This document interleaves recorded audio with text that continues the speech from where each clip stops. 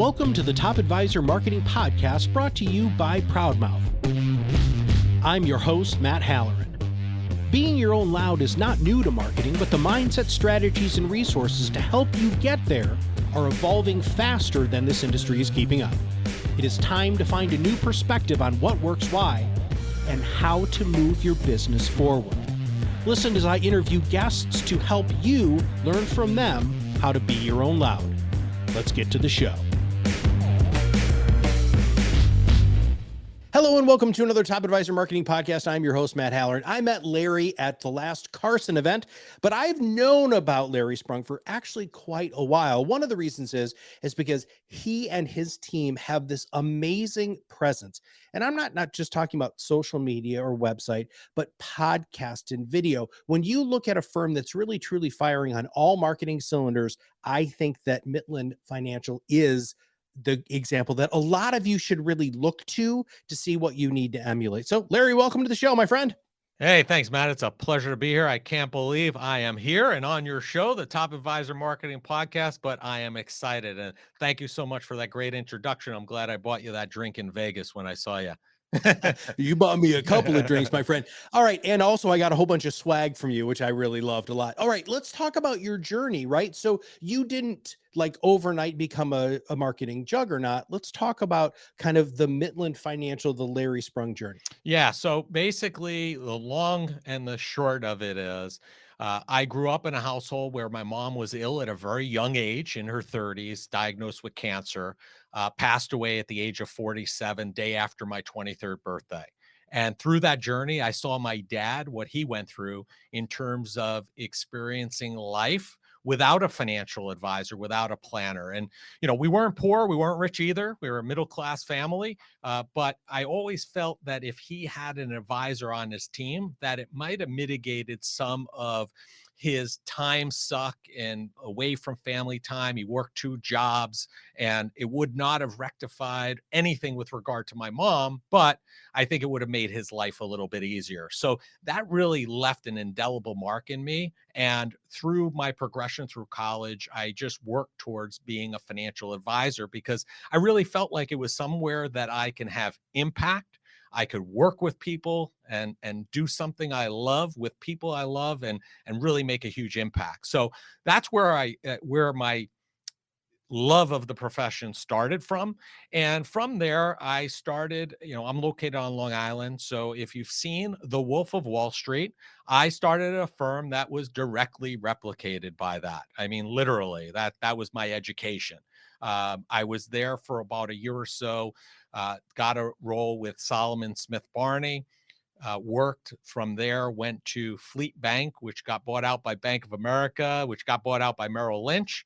And then I realized that big corporate America wasn't for me, and I wanted to go the independent route and became an independent advisor for about 10 years, duly registered, like a lot of your listeners might still be, and made a transition about 11 years ago to RIA only. And that has been one of the best decisions of my career. And the other best decision was about 2 years ago, we affiliated with the Carson Group, which has been an amazing process for us, amazingly helpful to us, where I meet, people like you and other great folks. And, along that journey, I was not doing as much marketing as I do now. It's something that I've really learned and got educated about. And as you met my wife at that event as well, she was a big impetus upon that because I used to talk about my story. I used to say things on social media and have an active presence, but I wouldn't become as vulnerable as, I should be. And she said, I always felt like people don't want to know that I'm out at this event. People don't want to know that I'm on vacation on a safari in South Africa. And the reality is, people do want to know. They want to know you're a human being. So people like you have gotten to learn who I am and what I'm about and what my values are before I even meet them, which is, I guess, what marketing is all about, right, Matt?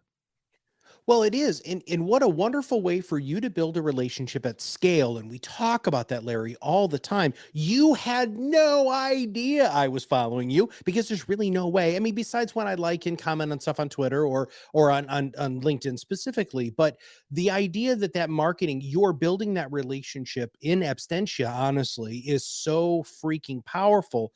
Now, you had to have a mindset shift. Now, I understand that your wife, who I met, she's a force, brother, and I just loved hanging out with her. In fact, man, I can't tell you, everybody, she taught me stuff I had no idea about when it came to social medias. She is so on top of it.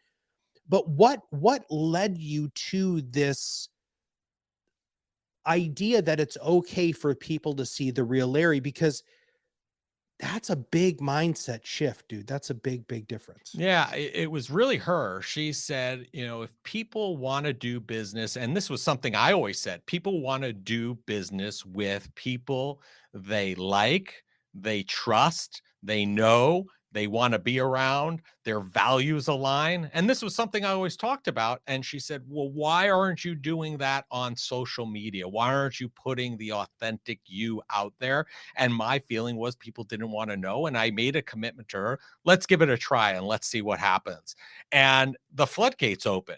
People were commenting. People were saying, we took a family trip to South Africa 3.5 years ago before COVID, the year before that the lockdown took place. And I literally had a family that we work with. She was somewhat house ridden due to her health. She sent me an email thanking me because she always wanted to go to South Africa, always wanted to see the big five, and basically live that experience through me on that trip. And that was in that moment, that solidified that what I was doing, I needed to continue to do, because if I had an impact on her and that family who were already working with us, I knew that I was also making an impact on others that we didn't know yet. And people started coming up, hey, I've been following you for 5 years. And now, we want to work with you. We're in a position, and it's really helped tremendously. So the mindset shift was something I put full faith and confidence in her. And, she used my own words against me, so to speak, in terms of getting us to that place. But it was absolutely the right thing to do. Well, I love when financial advisors will say to me, I want people to understand, I'm a values based financial planning firm, but if they don't show those values, I mean, Larry, your focus on giving back, your focus on your family, your focus on being a good husband, your focus on being a good father. These are the sorts of things that you are able to cast out into the world by being vulnerable and being transparent on social, that has people just get attracted to you. Now, how long did it take though? Right? So people ask me all the time, okay, Matt, I hear what you're saying, I hear what Larry's saying, I'm going to start being my authentic self, which we call being your own loud here at ProudMouth. How long did it take for you to start seeing an impact of your vulnerability? It was a couple of years for sure. It's not something that happens overnight. And I think the best thing I can relate it to is, all most of your listeners are advisors, right? So they know the time frame that it takes to meet somebody, build a relationship, and actually get them in a place that they feel comfortable in potentially working with them, right? This is no different.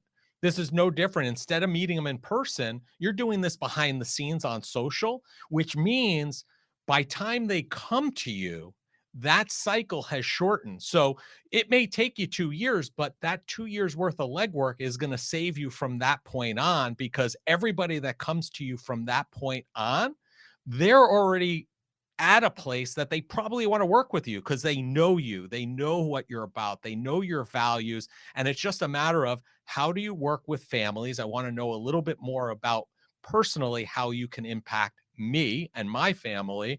And as long as that's still aligned, they're becoming a family you're working with because they already know you. It's already Well, done. I love that. And we call that scaled credibility, and also on your influencer continuum, right? So the idea here that what you have done is you move people from skeptics to fans, right? People are coming into Mitlin Financial pre-sold, right? I love it. We have an advisor that's in the Great White North, and one of the things is he does seminars, right? And we're going to talk about what other marketing you do here in just a second. But he did a seminar a couple of years ago. person was in, he's been podcasting for quite a while. And they recently called him and said, okay, we're ready to work with you. And he's like, I don't even know who you are. And they're like, well, we've been listening to your podcast and, we've been following you on social. We just appreciate your continuous deposits in our world of financial knowledge. And so we feel obligated, which is a very interesting word that they use to go ahead and work with you. Now, podcasting and social media isn't all you do. What else do you do to get your message out in the world? Yeah, I mean, we have client or family events. We just recently did a sip and paint with the families that we serve. I've used and taken families fishing. I'm actually in the process of planning a trip to the lodge out in Tecuma, Nebraska, with a family. So it's just opportunities to drive deeper into relationships that are existing.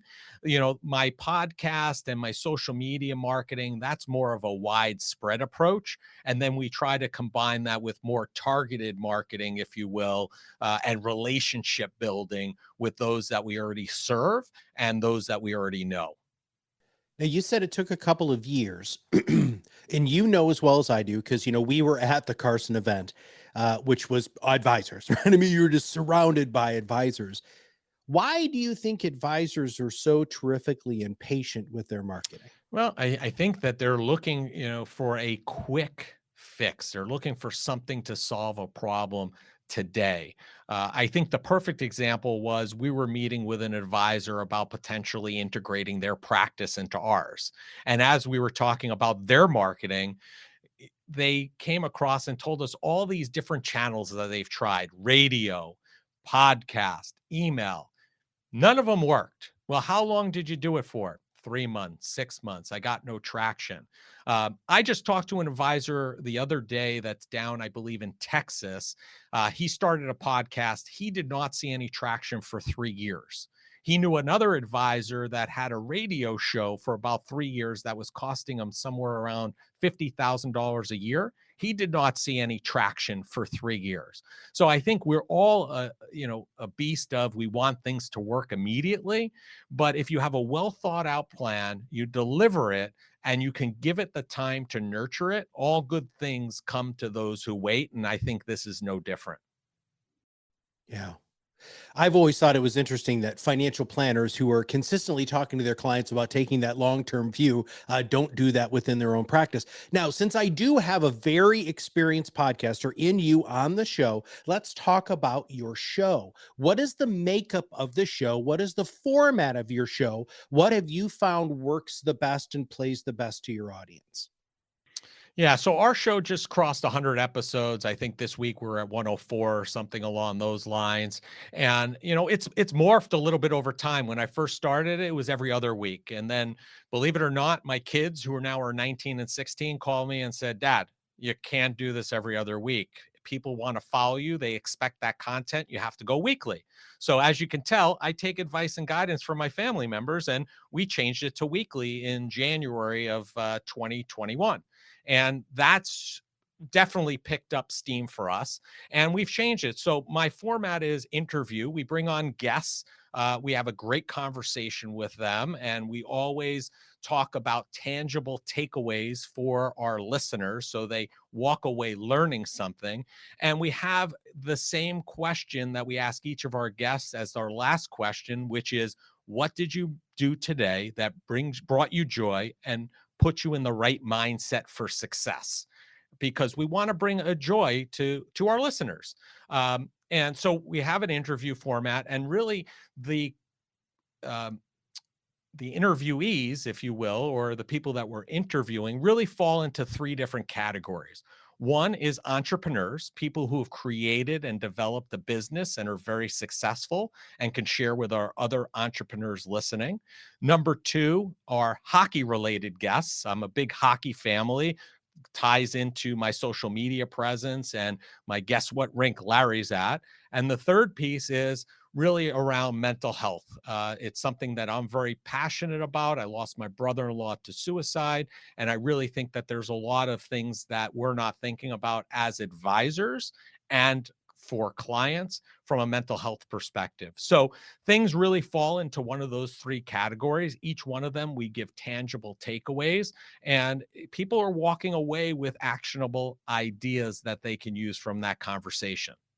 Well, let's talk about you being the interviewer. Because before we recorded, everybody, Larry and I were joking about, when I'm on what we call OPP, other people's podcasts, it's a very weird thing for me because I'm usually the one who doesn't talk very much. I ask the questions. Now you are in the same situation. Now I'm putting you on the spot, but I want to talk about the interviewing skills. Right. One of the things that I loved about your show, because your wife had asked me to listen to a few of your shows, is it shows that you're really listening. Is that something that comes to you naturally because you're curious, or is this something that you've had to practice? I think to some degree both. It's something it just comes to me naturally, but I've also improved and honed that skill over the last couple of years. So I listen to each one of my shows, not to be narcissistic, but to see how I handled the show, handled the guest. I actually walk away and say, "Hey, was there something that I should have asked that I didn't ask?" Right?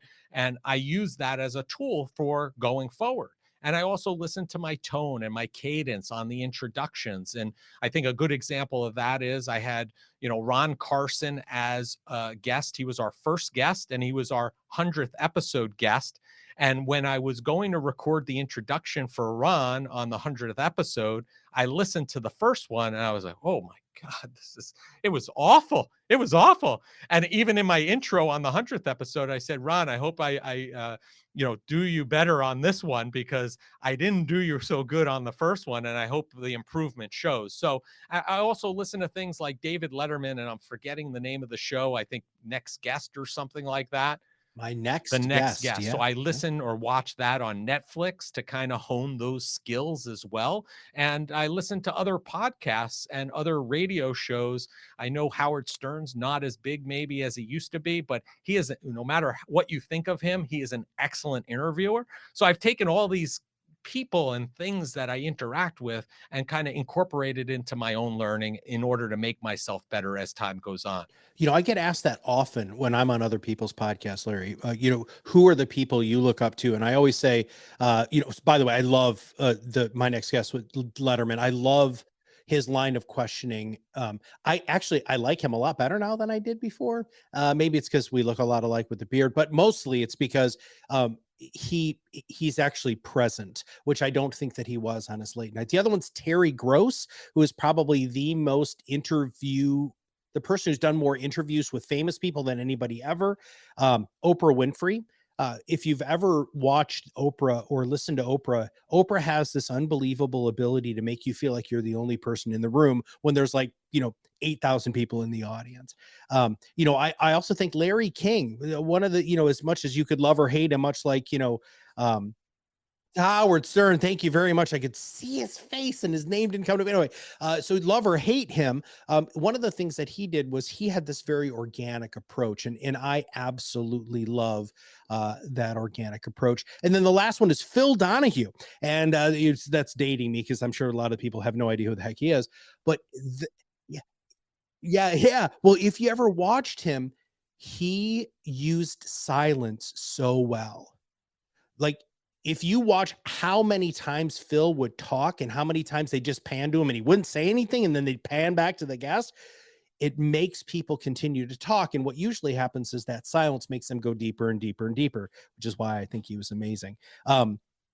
I love that you're a student of the game, Larry. That to me is something I don't think a lot of people realize. This is a show, jazz hands and all, brother, right? You got to bring it because people want that edutainment or education and entertainment, as we say here. Matt, just the other day I learned something and I started incorporating it immediately. I saw on some podcast group that I'm involved with, somebody had a pet peeve that when they start off the show, people say, hello, everybody, this, that, and the other thing. And they're like, the show is really supposed to be almost like a one on one interaction, not that you're talking to an audience and a crowd. So I was filming a video the other day and my wife was the videographer. And I started out differently because I used to always start out, hello, everybody, Larry Sprung here or whatever. And I started right in as if it was a one-on-one conversation. And at the end, she's like, what was that about? It didn't sound as natural. I said, it may not have sounded as natural, but I learned this thing the other day that I'm trying to implement. And on the show I recorded this week, I did the same thing. And I think there's an impact there. You don't want to be giving people the impression that you're talking to everybody. This really should be more a more intimate interaction where I'm speaking with them on a one-on-one Sure. basis. Well, I always liken it to, your audience should feel like they are a fly on the wall of a conversation between two people who are passionate about what they're talking about. All right, so let's talk about those three things you talked about. Family. You talked about hockey. I'm sorry. You talked about entrepreneurs. You talked about hockey, and then you talked about mental health. Now that goes against what we talk about a lot here at ProudMouth, which is that you need to have a very, very focused niche. Do you think at Mitlin Financial you guys have a specific niche, and how does that play into the content that you create? Yeah, so I think at this point we do not. That's something we're actually talking about. My wife and I, we're not in the same room, and we were having a text exchange the other day, and that's an area that I have not drilled down on. I know there's a lot of research, there's a lot of data, there's a lot talked about in terms of drilling down on this niche. I think part of that is a function of how Mitlin came about and where our families that I initially worked with came from. They came from when I was in a banking environment or a large brokerage firm. So we weren't really taught back then when I started to have this niche. So I've always hemmed and hawed about that, but I think we're getting closer to a point where we are going to drill down a little bit further. But I think that those three items that I mentioned for our podcast, to some degree, I know it's not one, but I think there are three very specific areas of people and areas of life that I am very passionate about that are easy for me to translate to. For instance, entrepreneurship, it's easy for me to have a conversation with an entrepreneur because I am one. It's easy for me to understand their situations. In terms of hockey, I played growing up through college. I have two uh, kids that play, one through college now, one in prep school. So I understand that journey. I don't necessarily understand the professional one. I do from a standpoint of I have friends that have played in the NHL, but it's something that's very meaningful to me, very interesting, and I could be helpful to that area. And mental health, again, is something that's very important to me. And I think that it's something as advisors, we have to be very cognizant about when working with families because it is it is something that's out there and it's something we have to be aware of, especially if we're working with families in the most intimate way in terms of their money, their goals, their passions, helping them find their freedom. It's important to understand and at least be able to guide in a informational way with regard to mental health issues. Advisors talk about physical health all the time, and for some reason, they don't equate mental health as an important conversation, which personally, as our listeners know, with my background as a therapist, it's very, very important to me. I think that, mental health touches pretty much one in two people. So every other person, whether they know it or not, mental health is a huge component of just living on this planet. All right. If you were to give our audience one piece of advice surrounding marketing, whether this is something that you learned a long time ago or something recently that you think made the biggest impact, what would it be? I think I already said it. I mean, the biggest impact for me was that authenticity. It was also the biggest hurdle.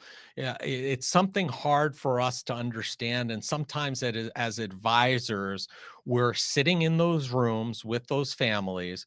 We're asking those families some very intimate and personal questions. And many times we don't want to answer those questions ourselves. So, how do we expect families to answer our questions honestly and forthcoming if we're not answering them ourselves? And I think by being authentic, you don't necessarily have to answer those questions in the room with that family when you're sitting across from them. But if you're putting it out there, your authentic self, they already know what you are and who you are, and they know those intimate things about you.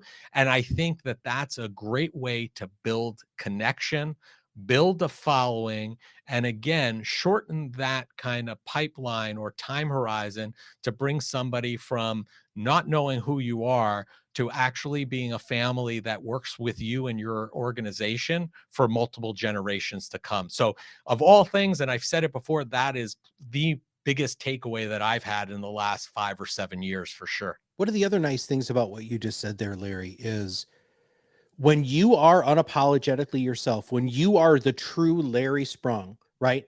You have zero competition because there isn't another one of you, right? And so, and that's what people, I've advisors have said to us over and over again over the many, many years, Matt, they do business because they have a relationship with me. Why keep that quiet? Why don't you talk about those things in a more open environment? Now, I have also had many discussions with people about, making sure that they don't overshare. And there's some good ways to really manage that. We're not going to get into that today. But my last question to you is my favorite question to ask because, Larry, I've done a few of these. But, I try to meet my guests where they are, but sometimes I get up to the plate and I don't necessarily swing and hit a home run. What question should I have asked you that I didn't?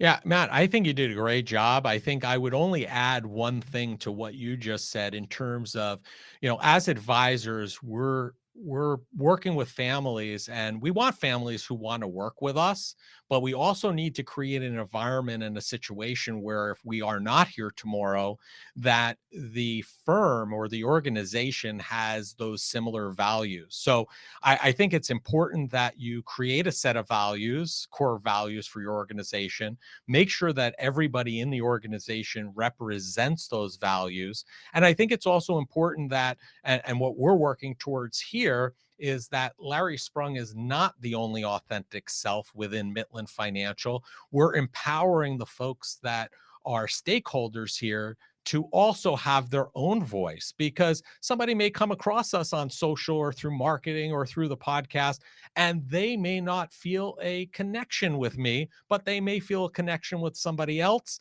who is part of our organization. And I think that that is an important key thing, that it shouldn't be one and only one voice. And I think that, one representative of that is, if you look at Ritholtz, for example, I think they do a very good job of empowering the folks there to each have their own voice. And not everybody's going to resonate with everybody else, but it gives those voices, that are all tied to those common core values. And that's very similar to what we're doing here. Sure.